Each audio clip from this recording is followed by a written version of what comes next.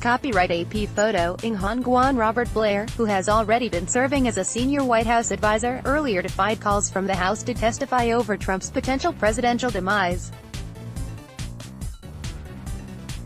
He was also welcomed to have his say in the Senate trial, at the next stage of the proceedings, but Senate Majority Leader, Republican Mitch McConnell, rejected the call.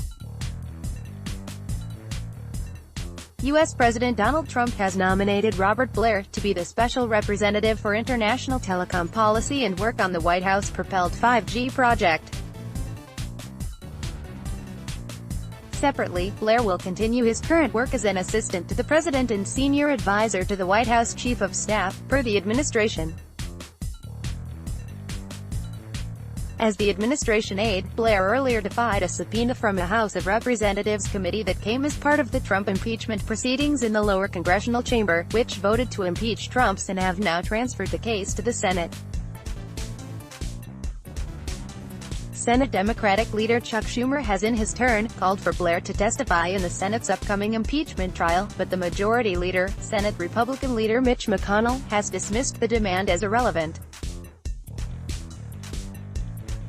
The official's expected role in the 5G efforts comes amid a U.S.-instigated anti-Huawei campaign, aimed at halting cooperation between the Chinese telecom giant, which pioneered 5G, and U.S. allies likewise interested in the project.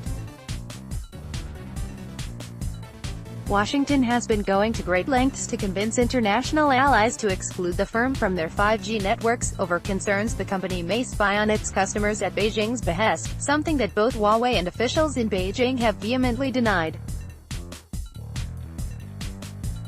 In May, citing a national security threat, the Trump administration blacklisted the company, barring firms that produce goods in the U.S. from doing business with Huawei and supplying it with the electronic equipment they make.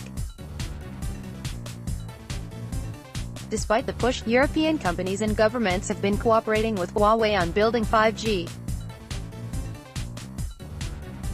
Meanwhile, the U.S. Commerce Department, vice versa, is floating the idea of further toughening export restrictions on the second-largest smartphone manufacturer. U.S. political life has of late been fully dominated by the impeachment process against Donald Trump, who is alleged to have abused power when he asked his Ukrainian counterpart to investigate the former vice president and his current Democratic rival, Joe Biden, over his and his son's purportedly corrupt dealings in Ukraine. Trump dubbed the impeachment, which was voted for by the House floor last week, a new round of witch-hunt garbage, aimed at distracting from the burning political agenda and especially timed to coincide with 2020 political campaigns. Let's block ads. Why?